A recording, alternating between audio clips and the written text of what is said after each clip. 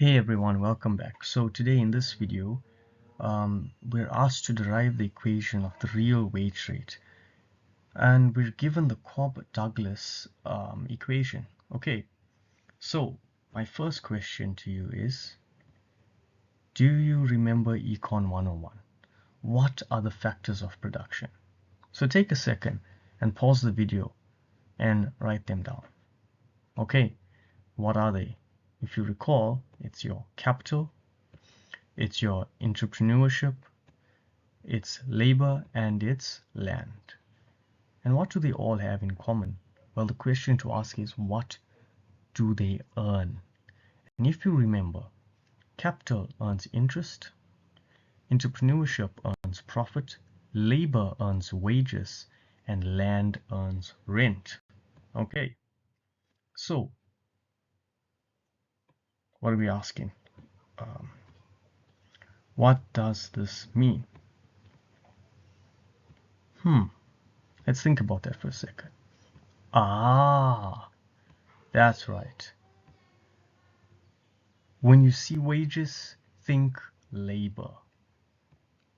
All right, and the golden rule: the marginal product of labor equals to the change in y divided by the change in L, equals to 1 minus theta times y divided by n. Okay, all right, so another important rule of thumb: L is the equivalent of n. L for labor. However, in the textbooks, when we discuss labor, it's referred to as n. Okay, so L and n are equivalent. Now then, the first thing we're asked to do is to derive the real wage rate. So what do? We take W for wages divided by P, which is the product, okay, which equals to and then we're going to differentiate y divided by n, and we do that because if you remember, what's the golden rule? That's right. The marginal product of labor is equal to the change in y divided by the change in L, and we know L and N are equivalent. Okay, and we see that that's equal to, we're going to put down on the original equation what we're given: A times K to theta times N to the power 1 minus theta. Okay, all right, what's our next step? First step is you're going to differentiate. All right, so what we're going to do is we're going to take what's on the above and we're going to bring it down. So we took this 1 minus theta and we brought it to the front, and if you recall, when you do differentiation, you will always take what's above the above exponent and you're going to subtract it by 1. Okay, that's what we've done. Now next step, easy. All we did was rearrange the terms.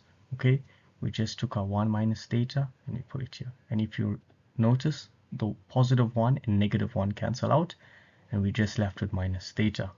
Okay, so what's step 2? We're going to rewrite the whole equation in terms of y divided by n. Okay, how does that look? Well, firstly, we rewrite our original equation just as is. What do you think we do next? That's right, you're going to divide both sides by n. Okay, so what happens next? Well, all we do here is we don't cancel the n's. Rather, this n here, that's our denominator. If you remember the rule, our exponent rules, this is a positive 1, but when we move it above, it becomes negative. Okay, and it's the same variable, right? N and n. So we have n 1 n to the power 1 minus theta in brackets, which we have minus 1, because the positive 1 n to the positive 1 power becomes negative 1 when we move it above. And then if we cancel out the common terms, guess what? We're given this solution of ak to theta times n to negative theta.